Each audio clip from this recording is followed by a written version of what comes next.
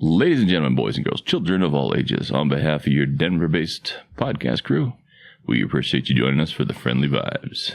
Did you notice how I did that out of order? You're supposed to clap before the intro. Hi, good afternoon, and welcome to Top Shelf Studios. I'm joined today by my lovely guest, Nance Nagel. Thank you for being here, Nance. Thank you so much for having me. And is it just Nance or Nancy? It's Nance. Nance. Don't mess it up, Chris. We got production here in the house. Chris is here. Thanks for being here. If we've got any orb-based questions, paranormal life. Yes, or any questions referring to the soul tenets. Although, I think she was telling me right before we went live, Chris, you have a PhD in perception, is it? Yeah, it's in cognition and perception. Cognition. Can you see her face, Chris? I don't want to. Yep, she's going to go. All right. Make sure. And that was the University of Michigan? Yes. And you're from Indiana. I'm from Illinois. Mm-hmm. Strike one, Sean. The other Bloomington. Bloomington, Illinois. What was it like growing up there? Near Normal. It's Twin Cities to the town of Normal. Okay. Mm-hmm. Did you have brothers and sisters? I had 3 siblings, yep. I'm number 3 out of 4. So second girl. And 2 brothers. Mm-hmm. And are your parents still together?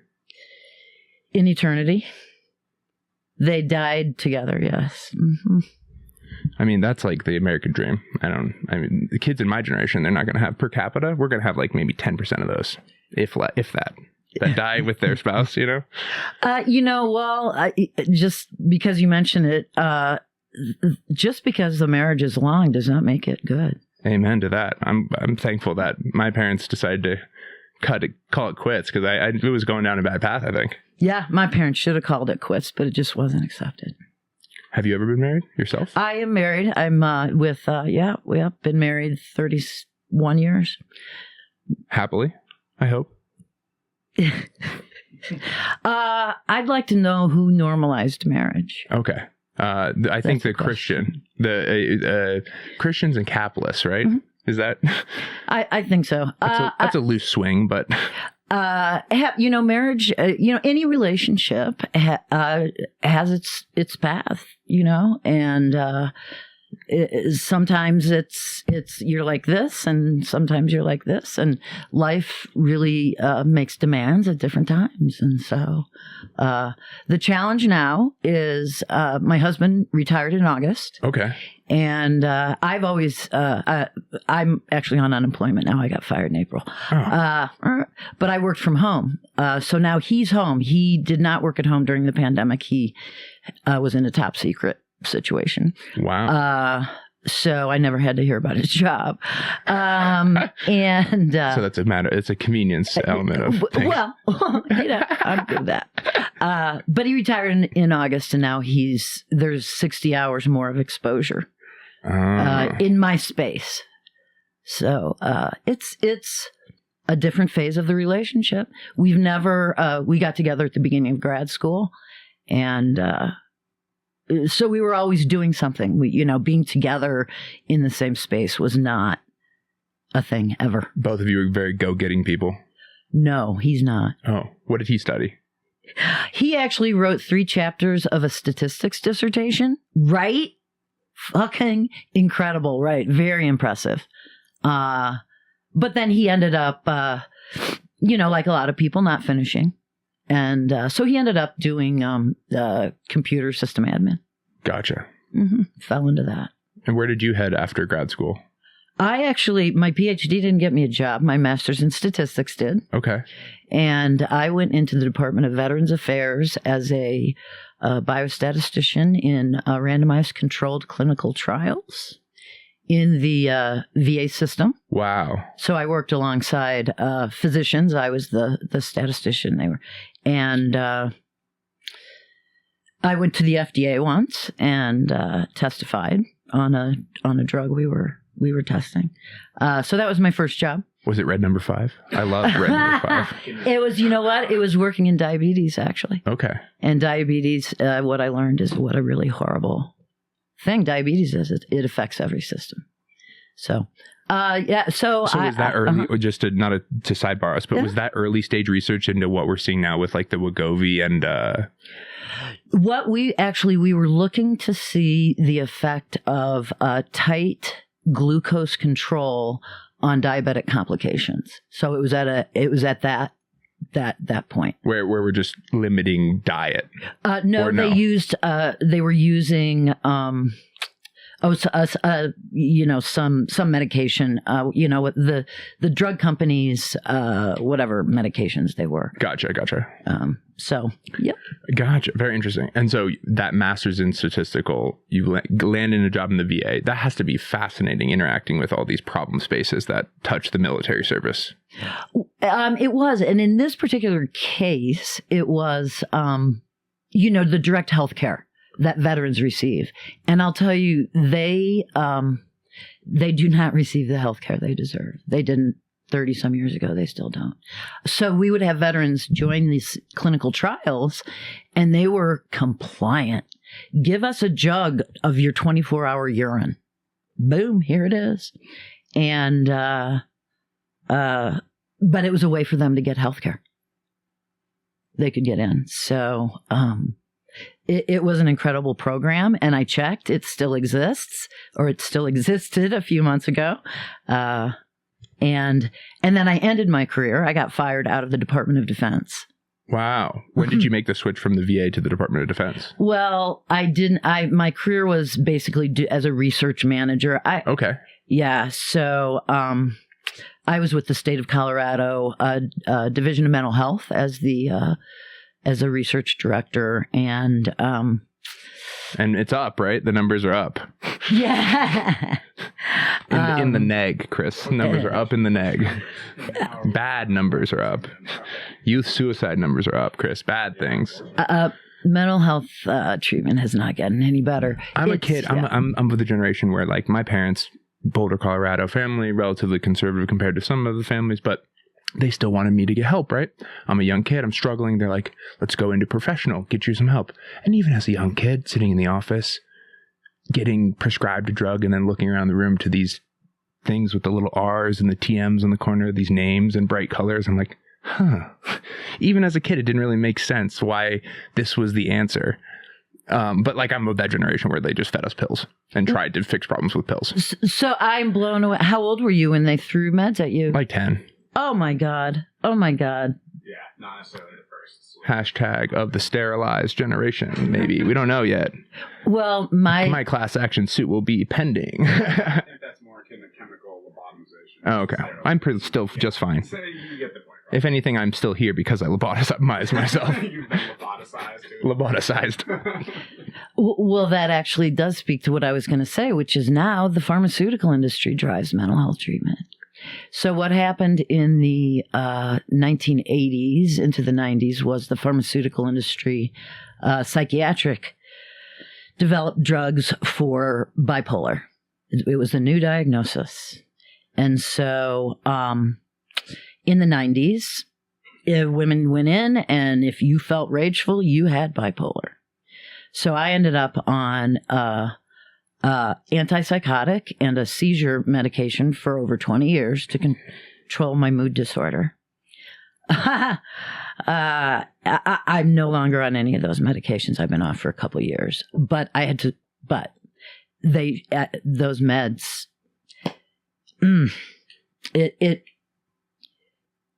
they're evil. I'm just going to say they're evil.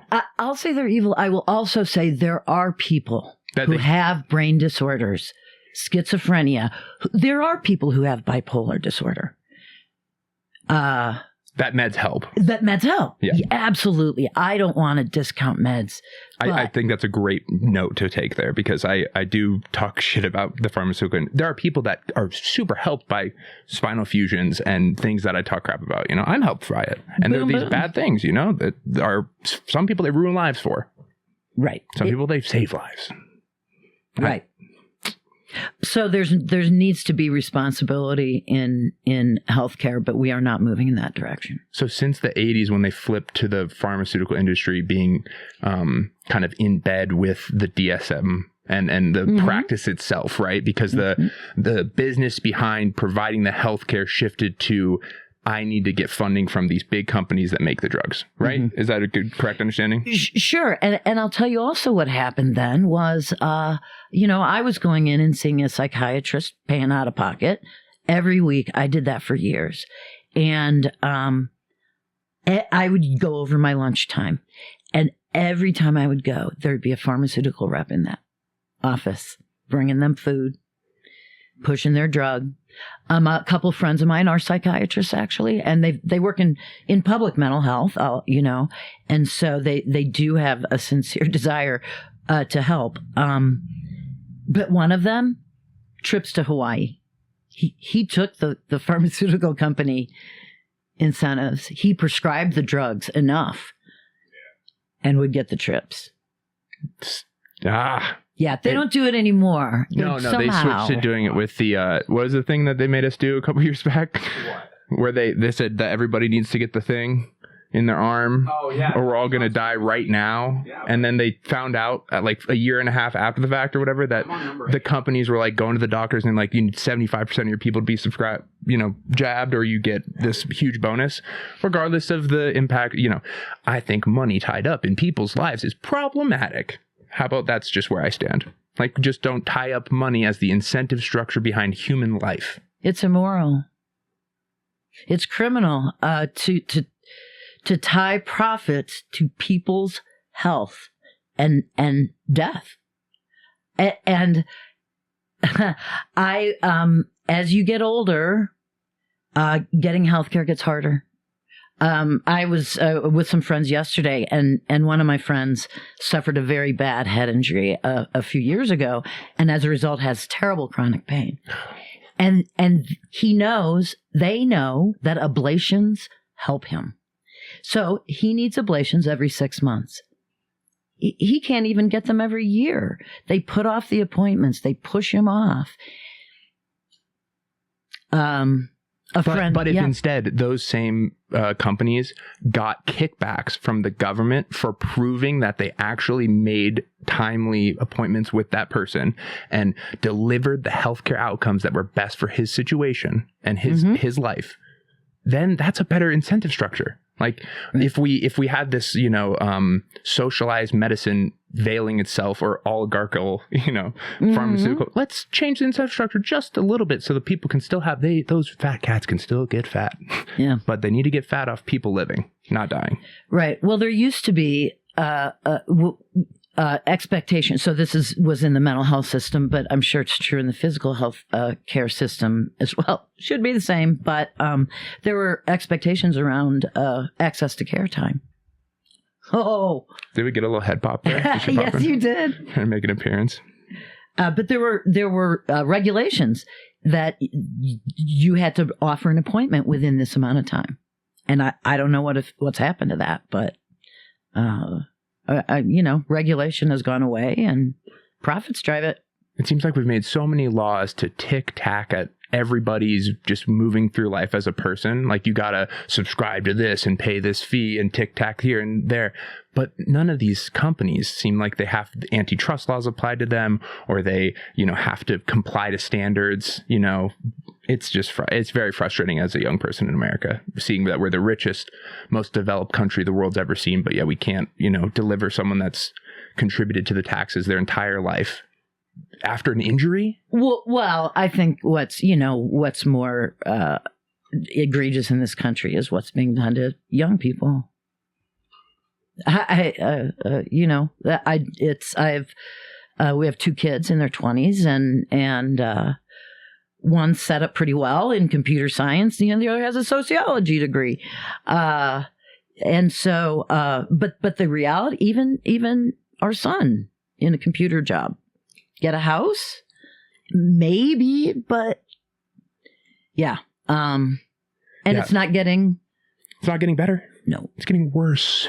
And then you ask your son, me, to keep grinding with this lack of hope that you stripped out of young people in America. How can you ask us to keep grinding and hoping, contribute? How do these fat cats think that the advancements are going to keep compounding on themselves if hope dies out of young people? That's the only reason we get this advanced growth, is that people with drive go out and do it.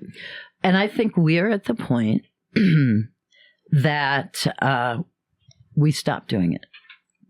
We stopped doing it. And we sit on our hands? Well, we don't support the corporations. Fuck Amazon.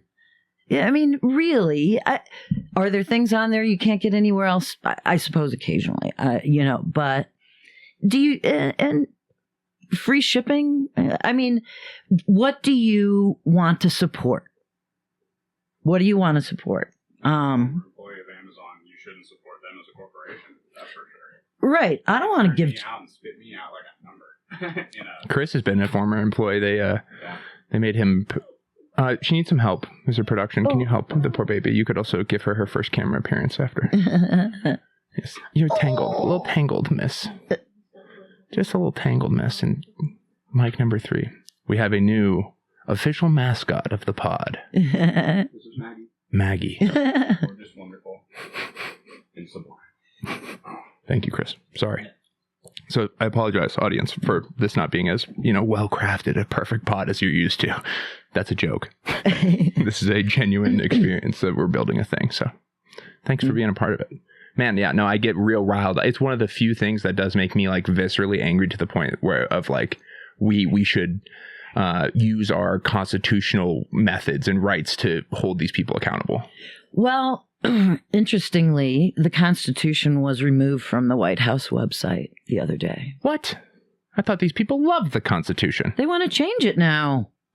They want to take away birthright citizenship.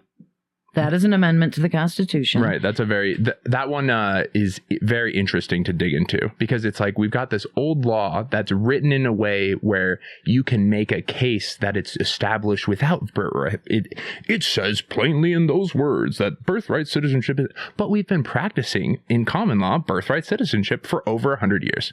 So how can you put those two at odds? It's very hypocritical for the right to be like, these are the words on the paper. It's like, no, what are the practices that have been happening to lives? We people that are born here, they're U.S. citizens.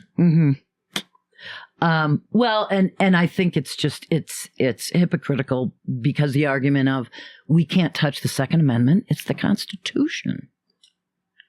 How about that one?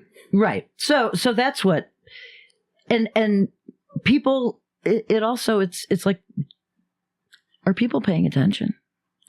It seems like more and more people are actively going away from paying attention, that they don't want to pay attention because that paying attention it's hard. It's sad. It takes a lot out of your soul to actually pay attention. What do you think we can do?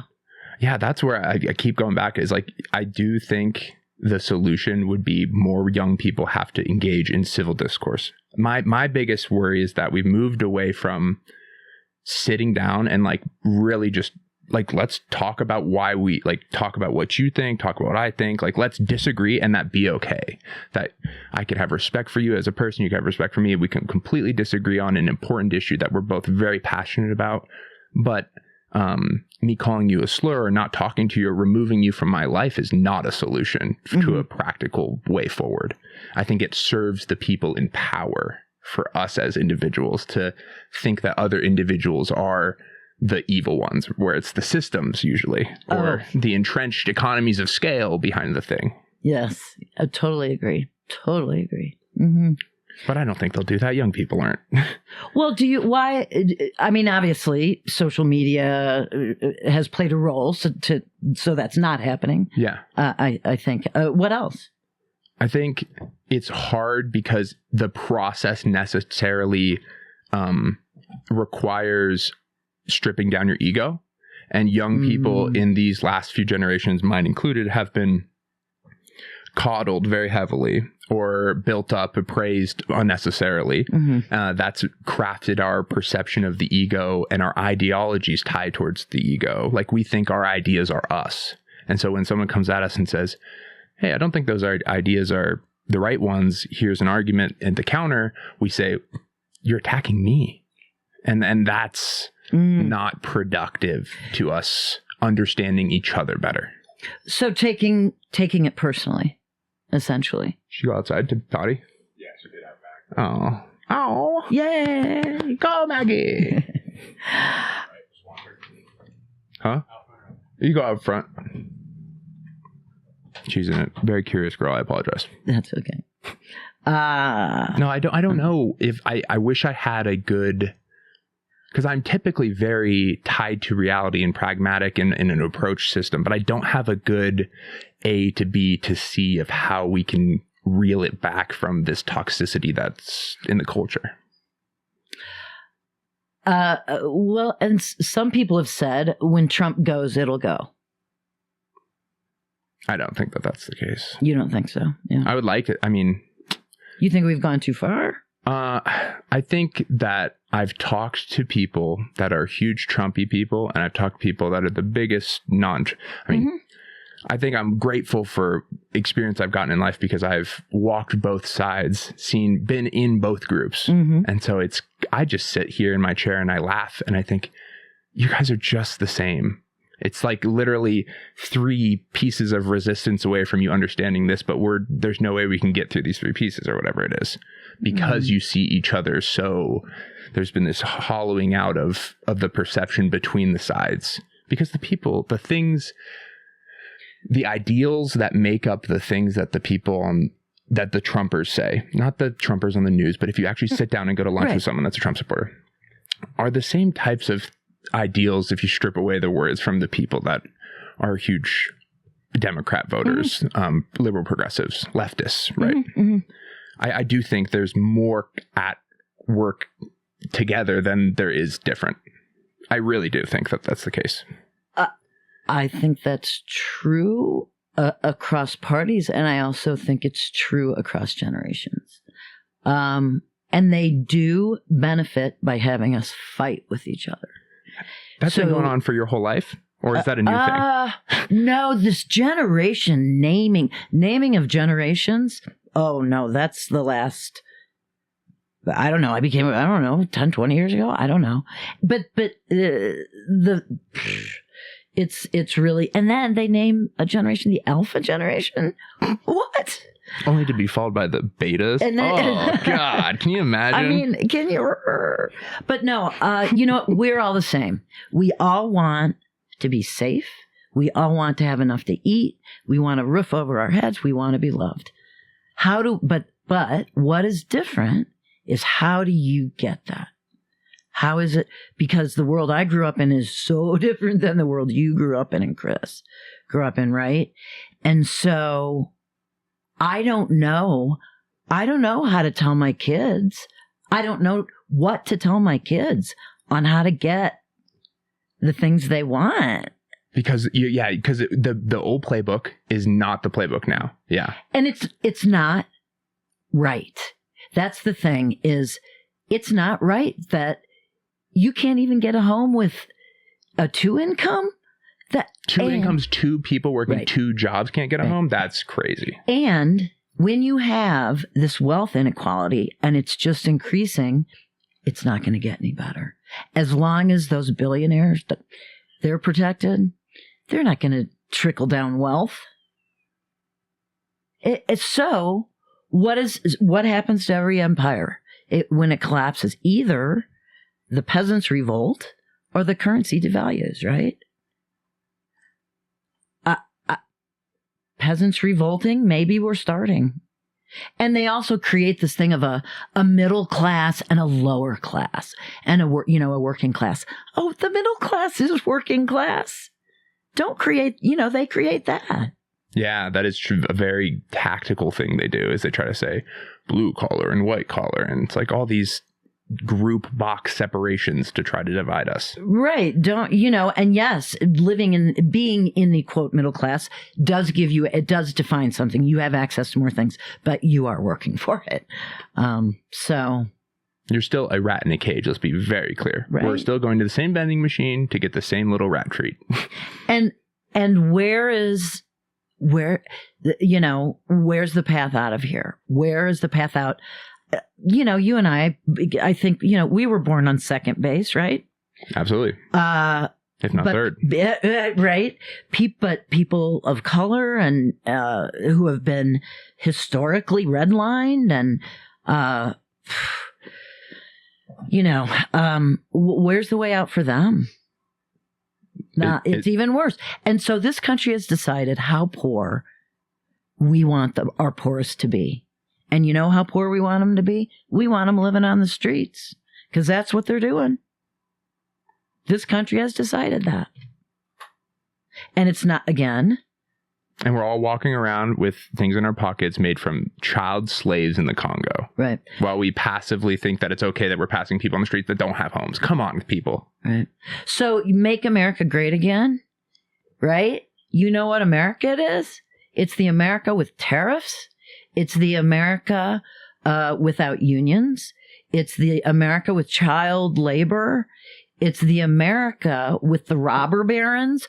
Oh, yeah, the 19th century was great, right? That was the 19th century. After the Industrial Revolution, the robber barons. Here we are again. That's the great America. There was no income tax then. It was tariffs. That's what he wants to go back to. Listen, folks. Spitting facts on these fools. We got to take a chicken break and fill our bellies. Yeah. We're going to come back and open this gift on the other side. You listen to radio before in your life, Nance? Oh, yeah. We're going to kick us to break with our signature station identification. You're listening to 91.1. Oh, shit. Was that another plane? We'll be right back.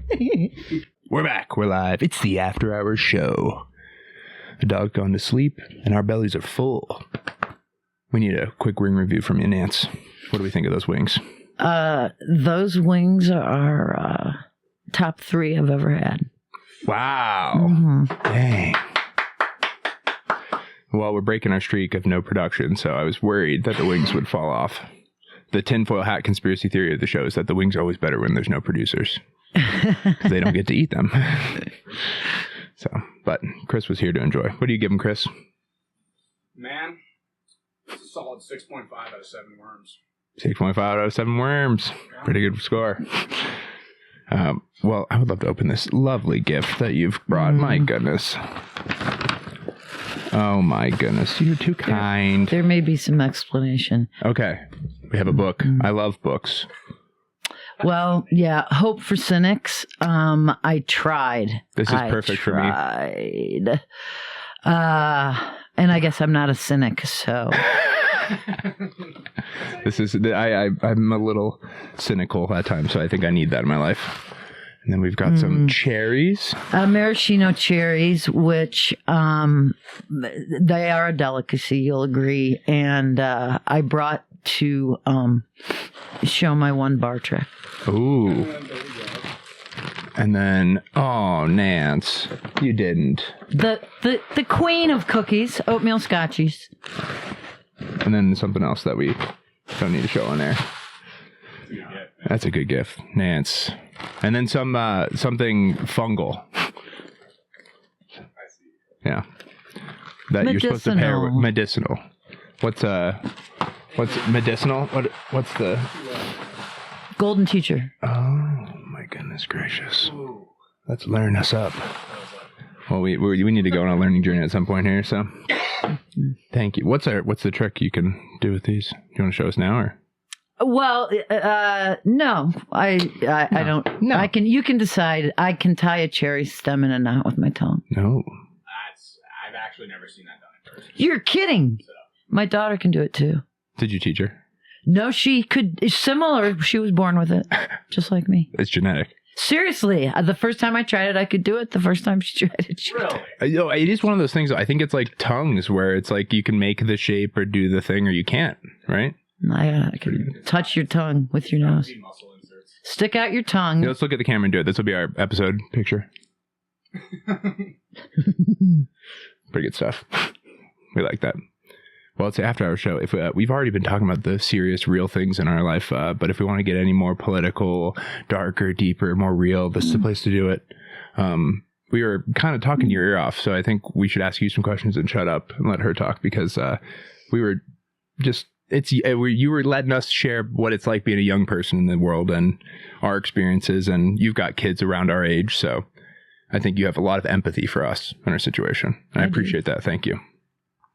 What's it like loving people our age and not knowing how to help them on the way? Like you said, the playbook that you were given or have learned doesn't apply, it seems.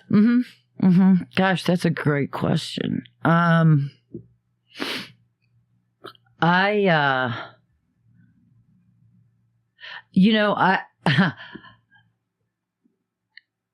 I think what I've arrived at indirectly that may address that is being able to share my experiences and perspectives through comedy. So my comedy does not typically appeal to, say, your demographic. Okay. White males in their 20s and 30s, and that's okay. But what does happen, not infrequently, is a young woman will come up to me after I've been up and say things to me people have never said. I mean, and so I am touching them. I'm connecting with them in some way that they value, that they're getting something from it, that I feel they're sincere in walking up to me. That's beautiful. And so when I feel like I don't want to go up, I don't, do I really want to keep doing this? That keeps me going, honestly. I feel like, maybe that's some hope. I don't know. Yeah. Well, I mean, you always need those people that are reassuring of the, hard process that is being a comic, trying to put your heart out there with your material. Well, and I hope to connect with people in a meaningful way to say, look what's going on around you. Yeah. Yeah. I'm encouraging people to talk and see, to open your eyes. Yeah. Because it does seem like a lot of people are willingly going like this. Especially the people in power, or they're just wide open and they're pretending like they have their eyes shut. Well, a third of the population and a third of humans want authoritarian leadership. They want daddy. They want to be told what to do. They want to be told they're safe. Yeah. That's the truth. Yeah. For some people, absolutely. I could believe that for sure. That's why things like fascism and authoritarianism are so popular at the beginning, is because there's so many promises of like safety and economic foundations that are just going to flourish and all that, and it's oftentimes not the case. Every time not the case. Yeah, show me one time when it's not the case. Give me a time. How do, in the trying times of now, how do we, as little ants or rats in the cage, how do we try to prevent the onslaught of more of us turning towards wanting daddy, or thinking that is an acceptable framework for how we approach the civil contract here? Talk about it. I think that they want us to be quiet. They want us to shut up. And what I noticed after the election was the comedy scene just really kind of... Well, you had to be a Trump voter, right, Nance? Looking at you. Yeah. I knew I'd get a little giggle out of her. Come on. Yeah, I love that Vance guy, too. Yeah, he's a real... I like guys with 2 letters as their name. Especially when they wear eyeliner. That's gender-affirming care. She got you there. Hey, go read your rules. Do you not get the cabal blast this morning to your email?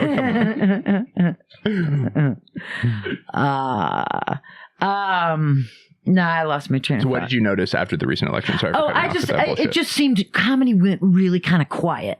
It just, a little quiet is what I can say. And I felt that too. It's like, because for my comedy so much, I look at the world, and I didn't want to look at the world. And I think maybe a lot of people felt that way. So have you been breaking from that cycle? Or well, that's a great. I have made myself go back out. So I also, with the holidays and stuff, I got out of going out to open mics 5 nights a week, right? But getting back into doing that, and you run a show too here in town, right? I've started a show, right, and the second Saturday of every month in Morrison. So a little foothills action, Red Rocks Grill, yep. Hell yeah. So we it's a great spot for a show, and it's a reasonable hour. And how about that? So and there's free parking. We got, even though there's so did you we're have to having a fight great for time. the free parking? No, the Morrison police, they used eminent domain to take one of the restaurants, half their parking lot, to make it paid parking for the city. For the town. Sorry, it's the town in Morrison. That's not how eminent domain works, I don't think. They said last time I checked, Mr. Morrison Police Department. Town of Morrison. Or that shouldn't have been the intention of how eminent domain worked. They took 10 feet off the road, and that took into the parking lot. Oh. That's some backhanded to make it skullduggery. That's some Trump shit. Well, okay, so we'll talk about, okay, so the Morrison police did the paid parking because, so they've been speed trapping for over 30 years. We moved here in 93. They've been selling drugs at high speeds. Yeah, right. Oh, if only. Speed trapping, you say? So they would, in the canyon, Turkey Creek Canyon, they would park the same place. Boom, boom, tickets. And just to make money. Let's be clear. Just not keeping people safe. This is not to, is it helping with that? No, it was to buy more vehicles to write more tickets. Oh, wait, no. To speed trap. Let's be clear. Speed trap. So that they could trap at more efficient speeds. All right. So here's the other speed trapping they did. They took it upon themselves to change the speed limit coming out of town going towards 470. So the speed limit's 40. They put up speed limit 25 and started speed trapping and were given tickets. Well, a month in, the county comes and is like, this is our road. You can't change the speed limit. It's 40. Put it back up. So they gave all the speed, cancel. Yeah. So then they constructed a speed trap closer in town. So they're just trying stuff. Yeah. So, but they had a third-party company managing the speed trap in town. And the third-party company took 90% of the money. Okay. And they issued in 2 weeks, they issued 9,000 tickets. That's efficient, folks. Right. So they were counting on 9,000 tickets worth of revenue. Oh. Well, then they look and they're like, wait, people aren't paying their tickets. We can't keep functioning. So as of January 1, 2025, the Morrison Police Department was disbanded. Really? Yep. Let's go. Hey, that's back the blue all the way home. Amazing conclusion. Back the blue all the way home, folks. Yeah. Okay, can I say? Libertarian win. Let me just say, we don't need the police department. No moco popo. Hey, speed trap on your own time. So that's a happy story. That is a happy. I love that story. That's great.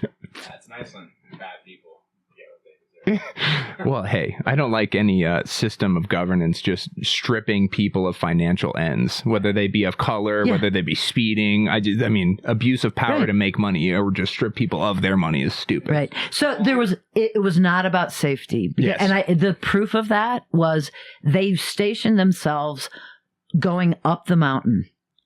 The accidents happened coming down the mountain. So it was not about safety. You're absolutely right. So there's a win. There's a win. What else have we got recently? What other wins? There's got to be other stuff that we can point to. Because these people in power, they don't really touch our lives as much as we hope. We hope they don't touch our lives as much as we give them, some topical credit for. We talk about how much they touch our lives all the time on the medias and everything, but no one's beating our down, stopping us from having a conversation right now, right? We still have a lot of good things in our lives that we're able to do, creative outlets, and I think the human capacity shouldn't be bootstrapped all the way into the ground. No, absolutely not. I do have another story I can share. Please. About the end of my career, how my career ended. Okay. It's pretty good. I'd love to hear it. All right. So You seem like someone that went out on a bang. Let me be honest. Oh my gosh. It's not my fault. So I started at this in 2020, June 2020. It's a federal contractor, Cape Fox Shared Services / Eagle Health, and as a tech person. And I was one of 2 tech people on this team, and we were working remotely, and Eddie and I worked very well together, and almost daily. And so then, about 3.5 years in, our government lead changes. A new government lead comes in, and she has a whole different agenda. Her name's Tiffany, and that's all you got to say. Honestly, that's great. And she has a whole different agenda than doing the contracted work of the team. She wanted to enlarge her footprint. Is the best way I can put it at this point, but you'll hear more later. Could doctors not help her with that? Come on, folks. So anyway, she came in with her own agenda. The other tech person, I'm not going to say his name. He's innocent. He was gone in 3 months. So she came in August. By November, my tech partner's gone, and I am contracted to do his job and my job, and to teach the new person coming in the new job. At the same time. Right. I didn't want that other job. I had no interest in it. I was happy as a pig in shit with what I was doing. So then the new person came in, and I didn't meet them. I wasn't involved in hiring. And I knew when Tiffany came in, she didn't want me there. She made references to age regularly. We have a mature team. Isn't that illegal? Oh my gosh. The things, that was the beginning of the illegal. Yeah. So anyway, I knew she didn't want me. But the reason she didn't want me was because of the expertise that I had. So while I was there, I developed a model for classifying healthcare claims at risk for improper payment. So I developed a model for that. She sounds beautiful. It was brilliant. Best work of my career. And so she, that was fine that I had done that, but she didn't talk to me about it. New guy comes in. I'm not given access to him. I continue doing remote, the job. So you're remote still. Yeah, okay. I'm still remote. I'm willing to come in to train the new guy. Nope, I'm not. So I'm given very limited access to him. And it's clear. And I don't know what he's doing, because I'm doing the job he's supposed to be learning to do, that I'm supposed to be teaching him. But he's with Tiffany all the time. So he works also for Eagle Health. We are contractors to the government. We work for the same company. Well, after he had been there a couple months, I'm still doing the job. I've spent 20 hours maybe training him, which is not even close to enough. So I have a conversation with him, and I'm like, Parker, what are you doing? Because you're not learning your job. I'm doing the job. I don't know what you're doing. And we have an hour-long frank conversation. I'm frank. And I tell him, you're not doing your job. And he's like, well, I'm doing what Tiffany's telling me. And I'm like, well, Tiffany's not your boss. And he goes, she's not. So he didn't understand that situation, and no one had explained it to him. At any rate, we have this conversation. So you've been dealing with this for how long? 3 months at this point? Yeah. Jesus. So this is an hour conversation that we have. And the next thing I know, he has filed a personnel complaint against me. Oh, this gets better. He files a personnel complaint against me. The points are, 1, so I get called into HR. Nancy, did you curse when talking to Parker? Yes, I did curse. And in our very first conversation that we had, I said to him, I tend to swear. Is that a problem? And he said, no. And HR said, well, cursing's not allowed. And I said, fair. Okay. Yeah, fair. Second, did you did you say that Parker is incompetent? I said, no. During our conversation, Parker said, you think I'm incompetent. And I said, no, I don't. I don't know you. Okay, so that's the second point. Third point, did you tell Parker to be proactive? That was my reaction. Yes, I did.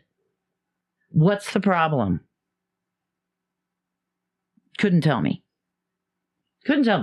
Okay, the fourth one and final it's a new is... curse word, by the way, proactive. The fourth and final and really kind of most beautiful one. Did you call Tiffany Putin? Did you? No. I said... She's Stalin. I said... Tiffany is like Putin in that she wants an empire. Now, can you think of a more iconic empire builder than Putin? That was my answer to HR. I mean, that's just a lady that knows her empires, folks. Come on. I'm sure HR did not like that. Well, so I'll just fast forward to... That's incredible. It gets a little bit better. I'll fast forward then to 2 days before my scheduled. So now let's say a month and a half goes by with whatever. And so 2 days before my scheduled medical leave for spinal fusion, I get a call from HR. And my medical leave had been scheduled for over a month. I get a call from HR and somebody else from Eagle Health, and they say, Nancy, you are no longer, we're firing you. You're no longer, with Eagle Health. And I said, what am I being fired for? For cause? What's the cause? Thank you very much for your hard work, Nancy. I said, okay, well, but what's the cause? And the HR person says, Nancy, go run to your attorney. What? Thank you. What? Right. That's like so dumb. Right. Okay. So, HR people terrible. Almost always. Dude, I've been saying this and you won't like this take, but I'll just say it as I've been saying it, that they did a recent data study. A third of all the jobs that are being done in the United States are some element of a person doing HR work. They're holding up people actually doing work in the world. A third of the jobs. I love data. I love statistics, and that blows me away. And you're right, I don't like it. Fudge. But at any rate, so then they'd offered me a severance. Yeah. And I obviously didn't sign it because there was a non-disclosure, and here we are. So then, okay, there's more. So the reason Tiffany didn't want me there is because one, I'm old, and two, this expertise that I have. I found out before leaving, she was writing a report because she and her boss, Kelly is good friends with Tiffany and hired Tiffany in. And Kelly's a government person. You can tell by the names. Right. They are writing a report to Congress to try to get a 2015 Government Accountability Office recommendation dismissed. Okay. All right. So make a phone call. No. So this 2015 recommendation said you need to do these medical record reviews on these healthcare claims. Okay. Okay. It says you need to do this process. Gotcha. It's a process that's really expensive. Yeah. Gotcha. Intense. Nobody has wanted to do it. It's been sitting there since 2015. So Kelly and Tiffany are writing a report to Congress to say, we've met this recommendation. And we have met this recommendation by this modeling that was created that assigns a probability of improper payment to healthcare claims. My methodology supposedly was meeting this recommendation. Well, no, it has absolutely nothing to do with it. Nothing. So I called the Department of Defense Inspector General. Nice. She made a phone call, like I said before. That's crazy, right? Picked up the phone. No one does. Picked up the phone. What did he say? She say? So they opened an investigation. Biden administration. I don't know. It's a serious person to speak to, by the way, just for those who aren't. Yeah. Did it take a while to get to that person? No, because they have a hotline. Okay. No. That's good. I'm glad our government works in that way. I mean, that's one thing I've heard about recently that's worked. Well, so I can tell you, so I talked to this person. He didn't know anything about what we do. He was just some DoD guy. I talked to him, and I don't know what he did. And 2 weeks later, I get an email saying, "Oh, thank you. The investigation is closed." Right. And I emailed back and I said, well, you can close the investigation, but I will be contacting my senators to let them know about this report to Congress that there's lying in a report to Congress. They'll be interested in that. Well, then I got a call from members of the Department of Defense audit teams who I had worked with in the years I had been there, because we would be audited every year. And so they were the same people. So they called and they said, "What's going on?" And I told them. And in the course of this conversation, I said, "They're not doing these medical record reviews, you know." And when I said that, the woman said, "Wait, what? Even though they're contracted to be doing them, they're not doing them." And I said, No, they're not. They're not. They're not. And she said, "There's no place else I could be doing them." And I said, "Oh no, the sampling expertise sits on our team, in all of Defense Health Agency. They're not, not doing them." The conversation goes on. 5 minutes later, another guy and I on the call said, wait, I want to make sure they're not doing these reviews. And I said, "No, they are not doing them. Thank you very much." Click. Well, then how much later? A month or two, couple months later, I end up with my phone being hacked. And I know because I had some things like a Priceline auto-populating. Well, then my Priceline account was deleted. I had comedy notes in there. They got revised. And I was like, oh, maybe I did that. And I fixed it again. I go back in there and it had been changed again. Right? And so it's like all this and things, and my laptop gets hacked. What? So, and I know because, shit starts happening at rule changes for emails and, like back end stuff that's like hidden spyware type stuff. I don't understand how it works. Okay. That's how we know it's military. It's military hackers. That's who has the expertise to be doing this shit. And, there's plenty of young kids. Tiffany has big boobs. Ask them to hack. Sure. They're not. And you know what? They're not. They're not like taking money. She's not doing that. So 3-4 weeks ago, I had posted some silly clip on Instagram. Mm-hmm. And all these people who I don't even know who they are started commenting, "What a old fucking grape. Oh, this isn't funny. Da, da, da, da, da." I was like, I don't know who these people are, but so I put, and I was like, and I get this, this reel has been forwarded 1,000 times. So it was like, whoa. Yeah. Nice.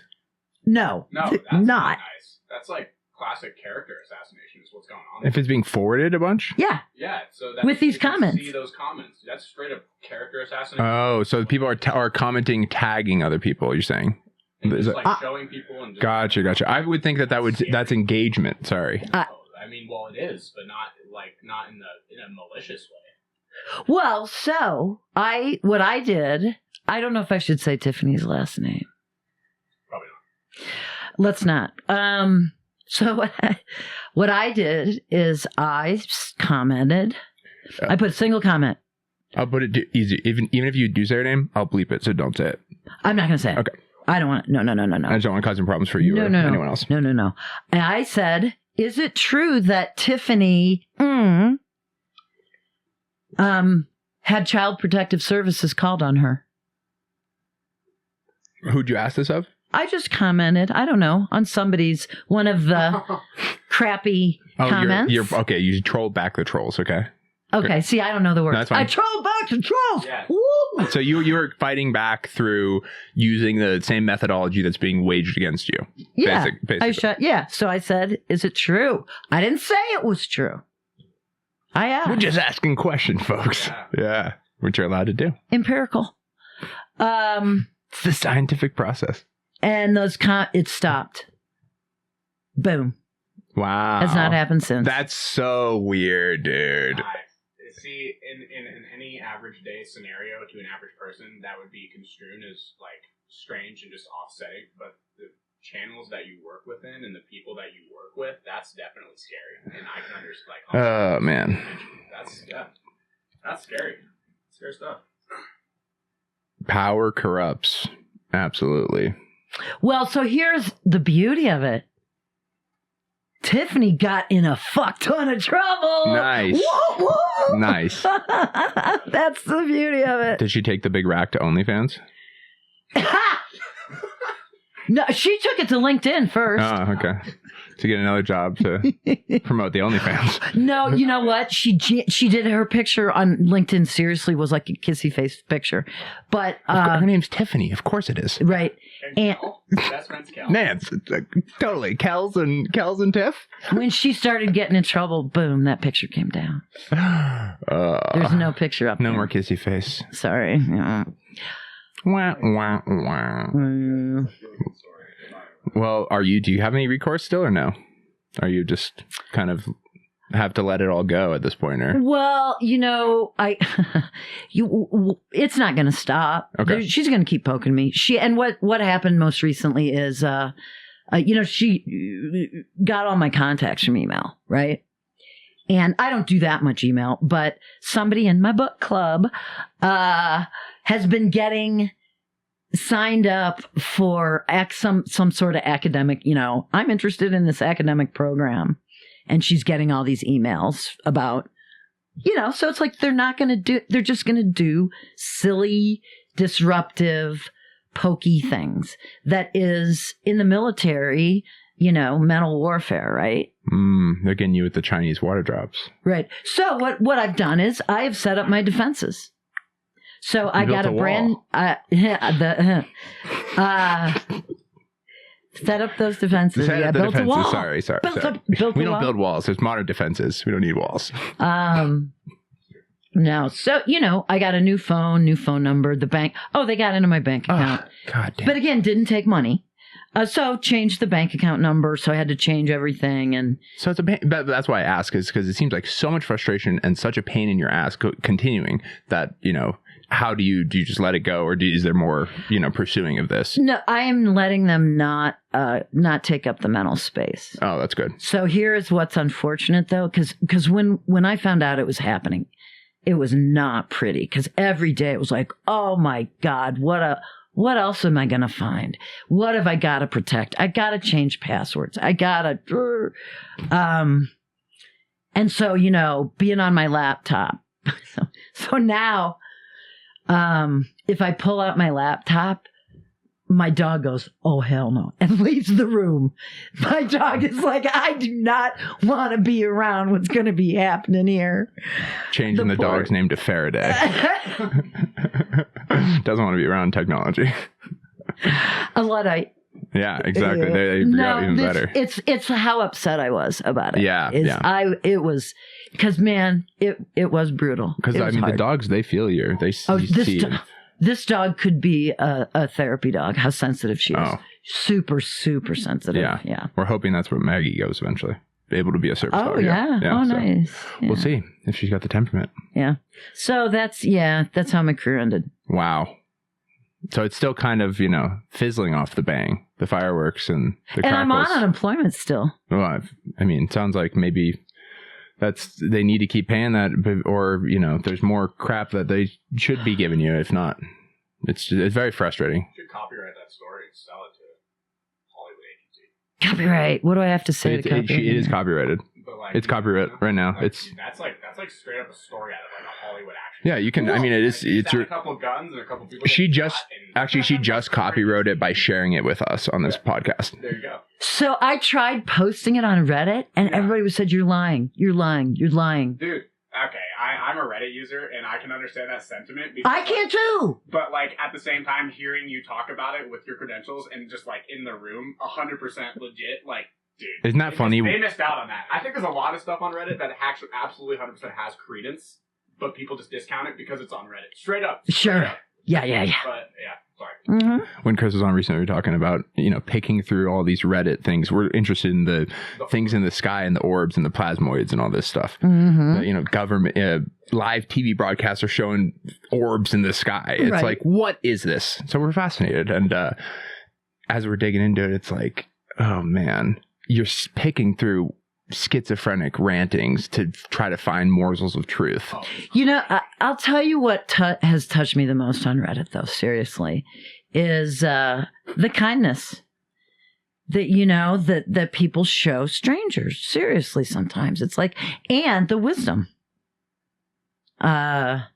is really incredible to me, and the what people will do to reach out to other people on there. And it's become, I have been on it for like 16 years. And OG Redditor. Wow.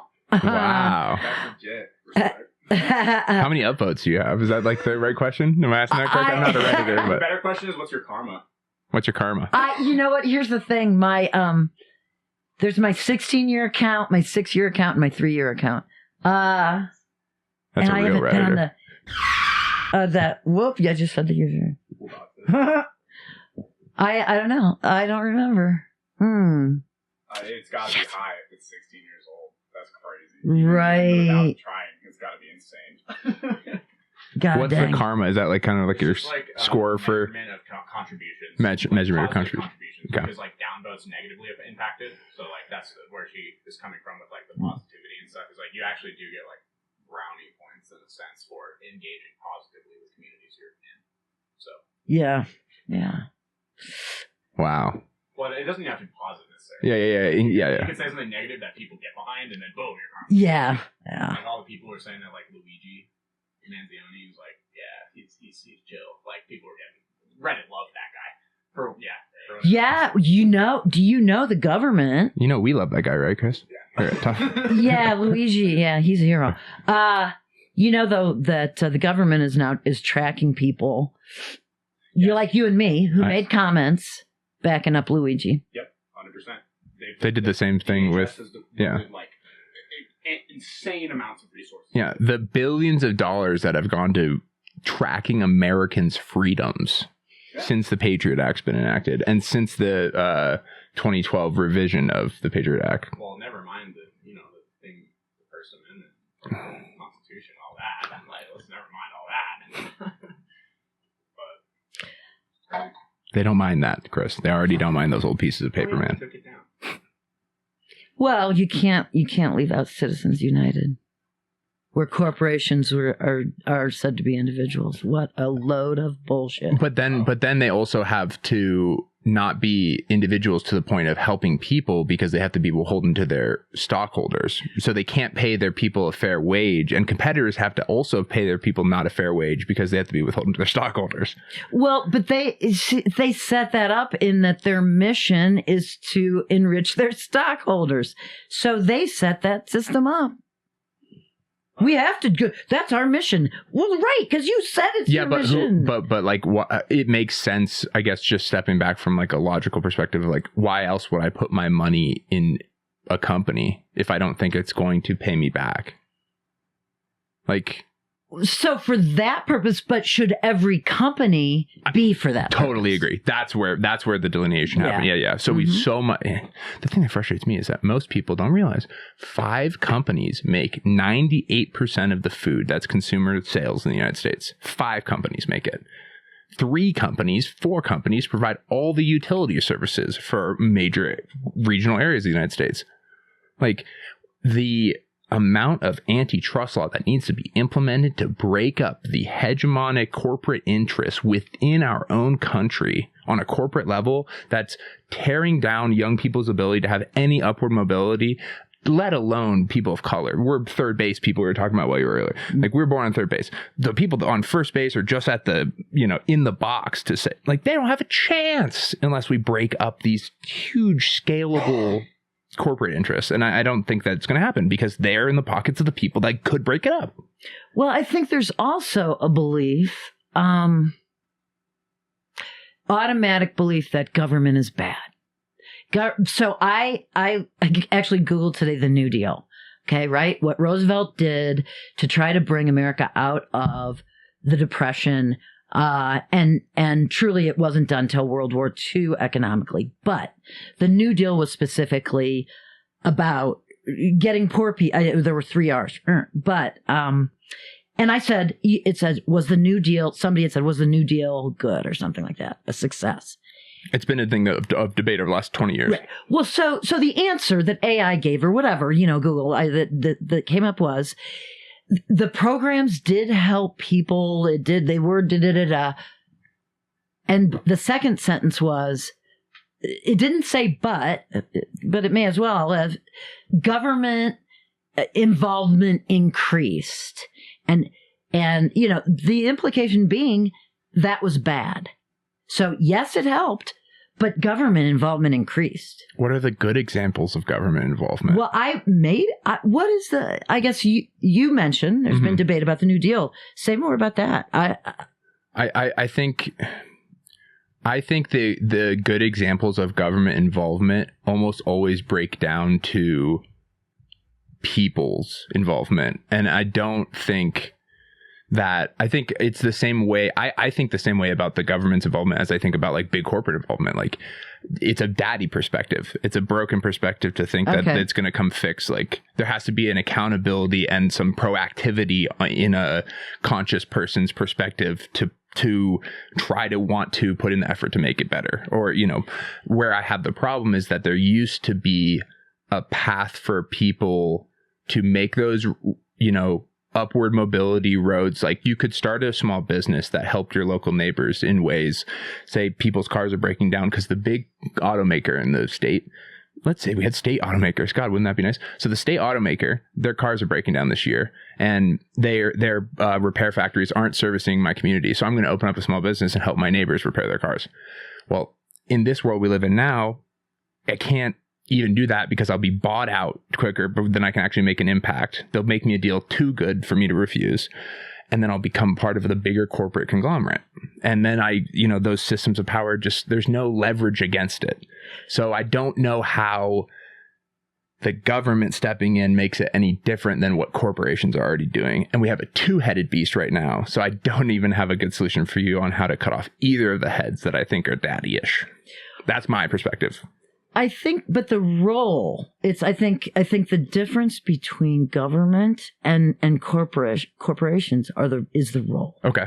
So the role of corporations is to provide some goods or service, or to add value. Okay. Add some kind of value, right? The role of government is not to add value. The role of government is... What do you think? Yeah, I'm interested in this. What do you think is the role of government? I think the role of government has to be, the role of government,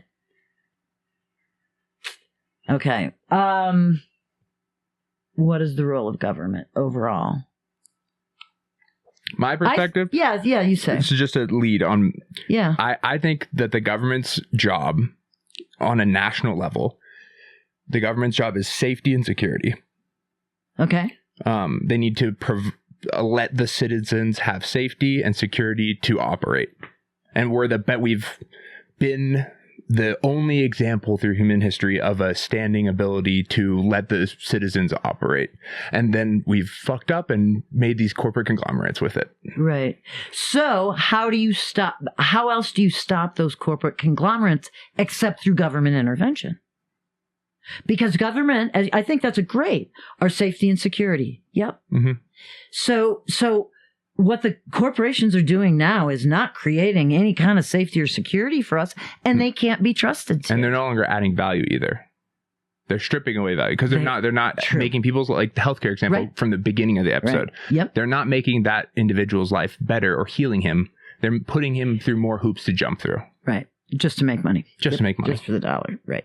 And that's evil. Right. Well, and kind of every decision made in this country right now is about making money. And that's a great point. Who else is going to step in to stop those kind of negative human traits that are going to veer off to power? Right. There will be a power, I think. Right. And I also want to say something about government functioning, because people make the government, it's this bureaucracy. Absolutely right. It's slow moving. Absolutely right.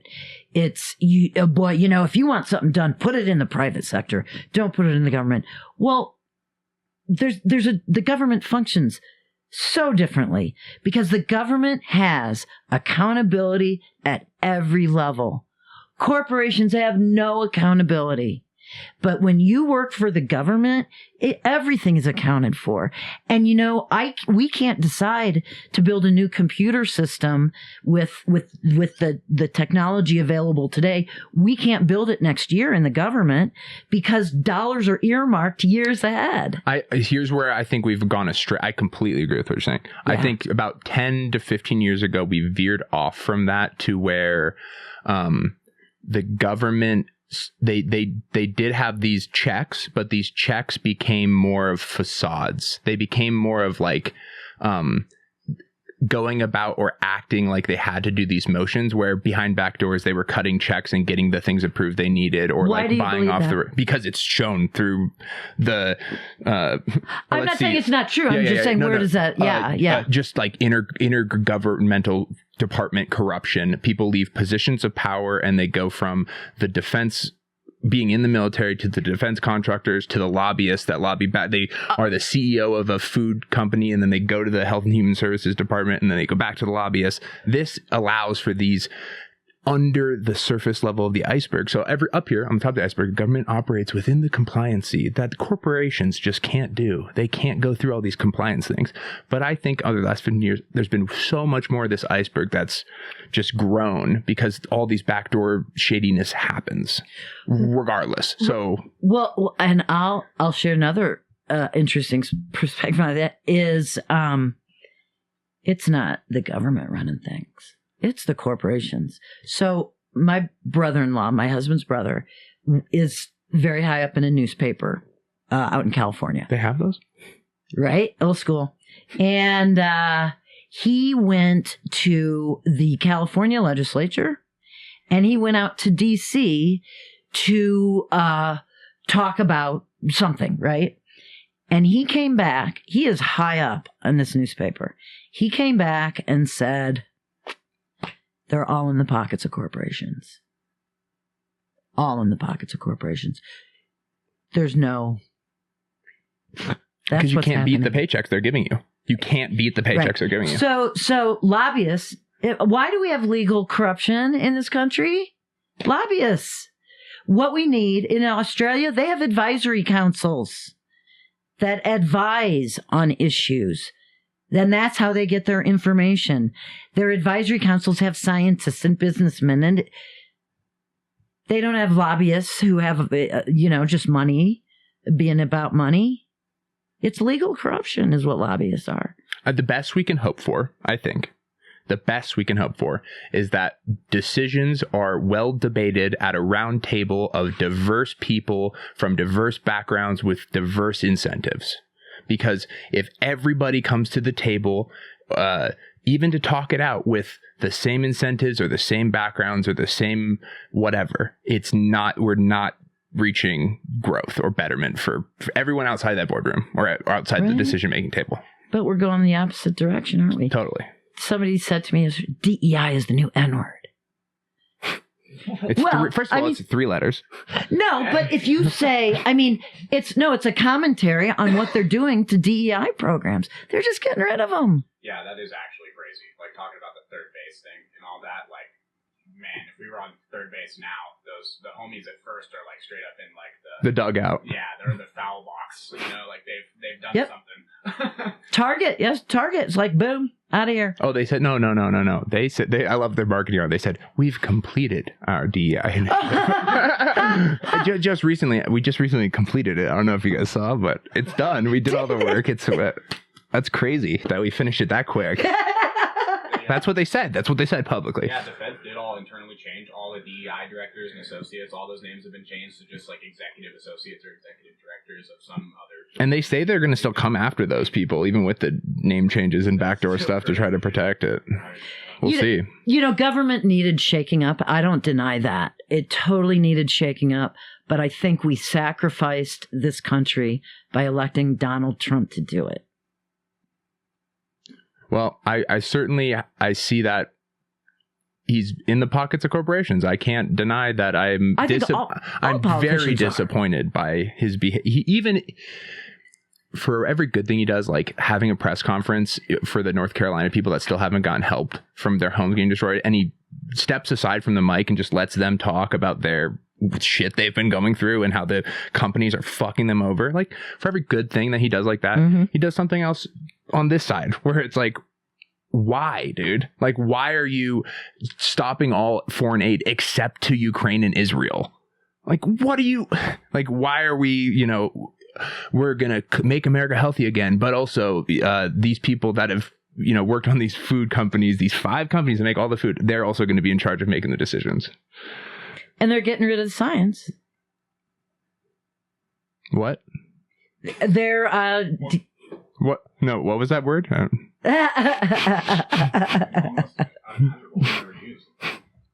Hold the phone. What's this now? I hope they don't. I hope more people keep talking and thinking and learning. I hope we don't lose like the fire and creativity that makes America great.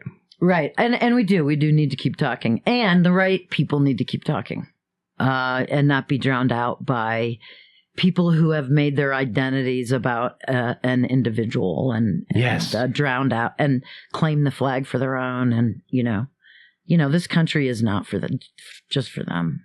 This country's for the country. Right. I mean, so it's, in 1935, the same thing was happening here. Dear God, does that mean we're about to go through a depression? Oh, no, we just got out of a depression? Well, I'm just saying in terms of authoritarianism and that sort of. What do you think about people saying that we're going back to like I had a recent guest we were talking about maybe a return to the 50s? Well, no. The 50s are great. Well, for white people. For white people, that's right? Very over-encompassing. Thanks for saying that. You really helped me with that clip. The 50s. Well, what do people think the 50s were? There's my question. Affordability, stability. I don't know. Okay, so all right, it's marketed crap that wasn't really the truth. No, like actually, everything else. That's okay, but back up. That was the truth. Okay. My parents bought a house based on my dad's income. Yeah. My mom didn't work till I was 14. There were 4 kids. We didn't do, big vacations, or we drove a few hours to our grandparents' stuff, but we belonged to a country club. So, that shit was accessible. And, my dad didn't make a ton of money, but yeah, you could live, you could do, and that, to go back to that, sure. But here's the other thing.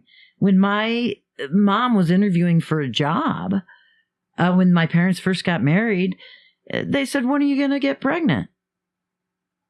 She couldn't get into any kind of big kind of job because they were, women could get pregnant. There wasn't reliable birth control beyond, condoms. Even though my mom had gone to college, gotten a degree, she couldn't. So women, women couldn't even get their own checking accounts till like 1972. Isn't that crazy? Look it up. Look up when women were able to get credit cards, because that one's even later in some states. It was probably 20 years ago. I went to our bank to get a car loan. Yeah. And I was by myself. They said they wouldn't give it to me. 1974. For credit cards. Yep. It was the first year that the Equal Credit Opportunity Act was passed. For women and people of color. Yeah. It was, For women and minorities. But yeah, I went to get a car loan and they wouldn't give it just to me. They said my husband had to be on it too. Even though I had actually opened that account originally and I had worked the whole time, you know. So anyway. At least it's flipped back now where men get nothing out of marriage, right? Young men are just raring to get married because we get so much out of it, right? The numbers help me speak understand. for themselves. So say more about that. No, I'm just fucking around. I just want to make Chris laugh once. That's just satirical. I think it's good. It's for the betterment. What's for the betterment? Moving away from what you just described, where women had to, you work your whole life, you open an account, and just because you're married to some guy because what's the government have to do with marriage to begin with? What does the government have to do with marriage to begin with? Well, the men run the government, and they want us to have say over marriage. They want to have say over women. I mean, Yeah. And so it's all about control. It's all about getting people in the cage, going to the vending machine, getting them in the habits of doing their little rat things that they want us to do. It's a bunch of crap. Well, things are really hard for white men now, and I am not being sarcastic. I mean, I do have some comedy about white men, but it's hard because it's never been tougher on the easy side of things. That is actually a great way to put it. Thank you. Okay, because here's what I'll try that tonight on my show. Here's the playing field, right? Here's the playing field. What the playing field has been, and the guys have been up here with their goal up here, and the women have been down here with their goal down here, and that's the way we've been playing for a lot of years. And so when you level the playing field, the women are like, hell yeah. And the guys are like, wait, this is harder. It's facts. We feel like we're running uphill. This even slope shit. I mean, and I look at some men I know my age, I'm not naming names, but their worldviews have never been challenged. I mean, they grew up. Their worldview not, and you got to understand too, right? We didn't see the internet. We didn't have any. We had the encyclopedias to go look shit up. Thank God. I'm thankful because that sounds like the most boring way to be a conscious being in the world. I sat and stared out the window a lot as a kid. Let me say that. People need to do that. I still do it, but we didn't. So we didn't have. It was different too, right? Yeah. So. Well, I mean, I think that might be a lot healthier than the broken mind that I have for sure. But I just want to say, people, you need to look out that window every now and again. Whether that's actually looking out and just simply looking at what you're seeing in the world around you, or looking out that window and taking deep introspective thoughts and criticism of yourself and others. You need to take those times to think. Yep. For sure. People don't take those times anymore. They just don't exist really. Right. And so I was laid out with the pain too, for 9 months, actually, the pain. But I had other stuff going on. So I spent a couple years on the sofa. I found at a certain point, the phone was it was addiction because, I'm bored, and I couldn't move much. And I could tell one time I sat there and boom, it was 4 hours. I had said. It's an evil. It's a tool of evil. And I've come around to the whole old fashioned argument of don't sit and stare at the TV. It's an evil device type of thing. Yeah. They've put it in our phone. They want the evil near us. Phones can do the dopamine hits so much quicker. But what I noticed when I felt awful. I mean, I just mentally, physically just felt awful after sitting there for 4 hours on that thing. And I realized too how much it affects my mood. But I'll have a hard time putting it down. But once I do and I'm away from it for a while. Yeah. So we are tied. We're tied to it. So we are, we've got the anchor around our ankles and it is pulling us all the way to the bottom, folks. Bootstraps aren't going to save us now. Well, so I heard there is a certain, I don't know who it is, but they're switching back to flip phones. Oh, dude.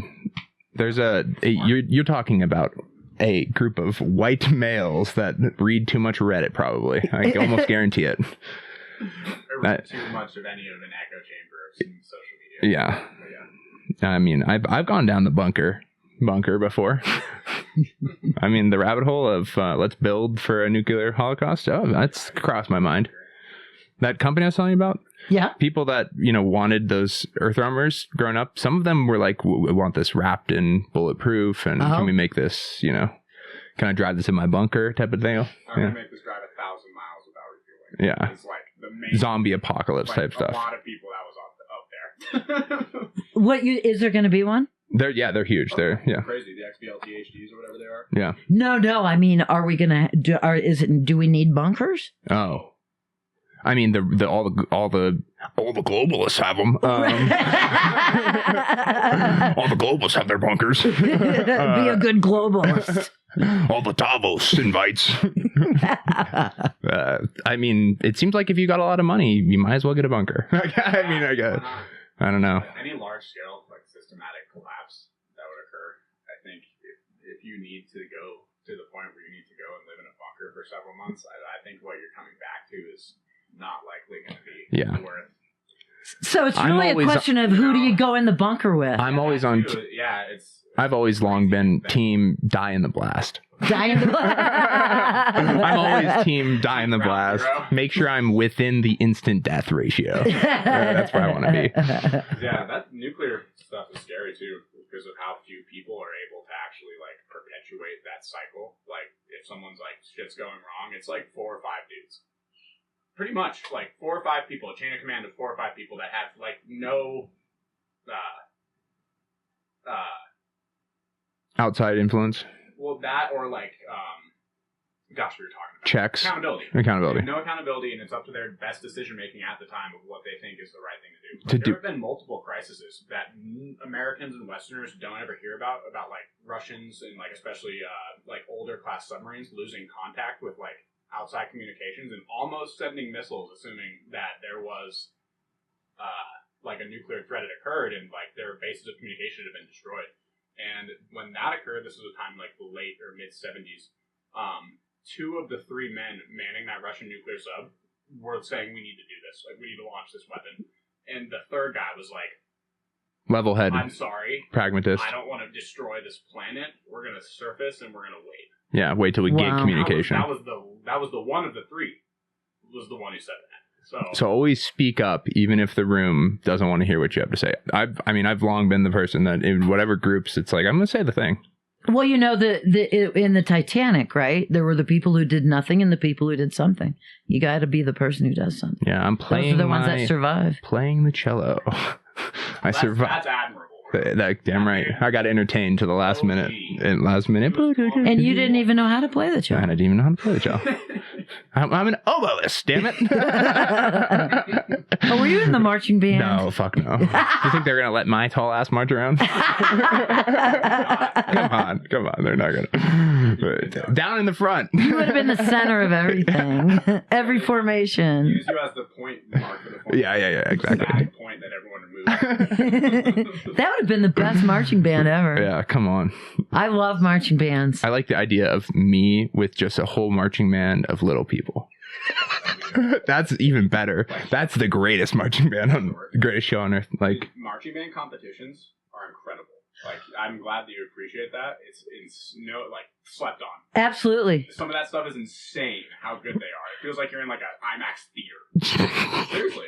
So no, I'll tell you. So son is oldest, and the 2 years younger is the daughter. Son comes home end of freshman year of high school and says, "Hey, can I be in the marching band?" And we're like, I'm not going to have any gay son. Of course not. What? Yes, of course, son. And I said, we were like, well, yeah, sure, but you don't play an instrument. Oh.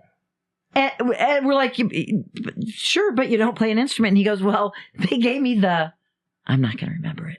French horn. There's only 3 notes. Oh, okay. Nice. So here's so this was my introduction to marching band. Yeah. My husband and I, we didn't do that. In high school, we were drinking. And drinking. But watching these competitions, it's like, so there's 80 high school kids out there who have put in hours and hours. They would spend a week in August doing marching band camp. All right. I mean, they put in the hours and the coordination and the music. And here's what I realized with my son, they need musicians, but they need marchers. And he was a good marcher. And he played 3 notes for 3 years. All he played was those 3 notes. But, it was incredible watching all the high school, and this was only high school. Yeah. But what they could do. Yeah. It is crazy. Yeah. There's a lot of cool things in human experience that we don't focus enough on. Like I used to love those, just a short portion of the news growing up. The last segment, the human interest story, where they'd highlight a local marching band or whatever, right? Or some kid that's like, going around cleaning, or he's like mowing lawns on this street because there's old people that can't mow them themselves or something like that, like. Where are you from in Iowa?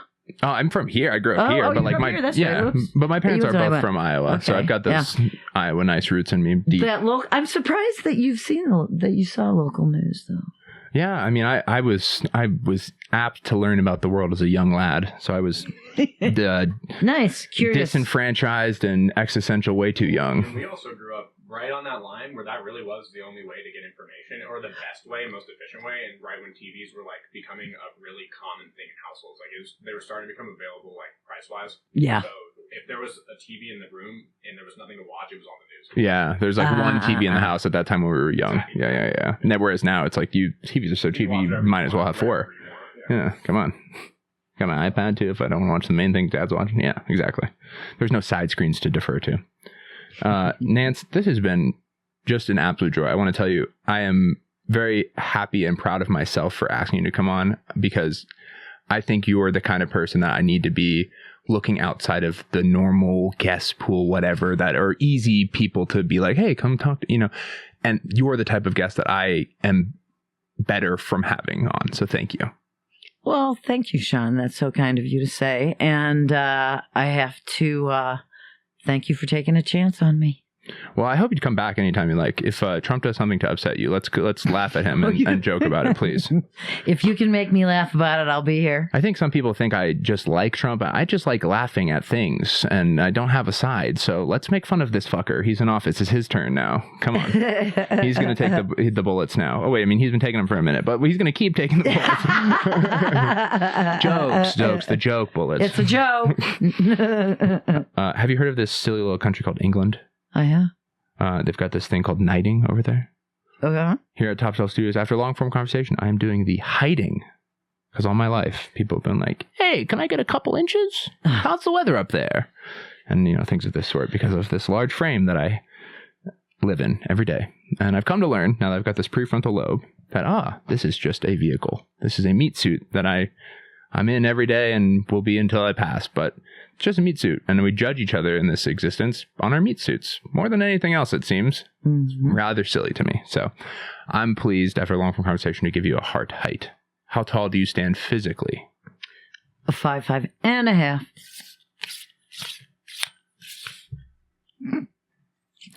Nance Nagel, I heart height thee 7 foot.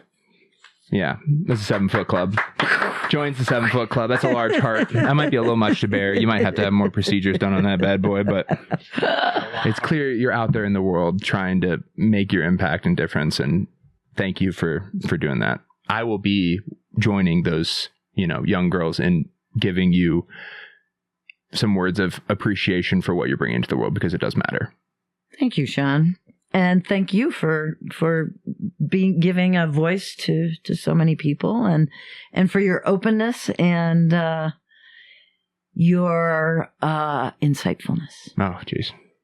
And Chris. Yay, Chris. And Chris. We love Chris. Thanks for being here. Where can the people follow you? I'm a Nance Nagel Comedy on Instagram.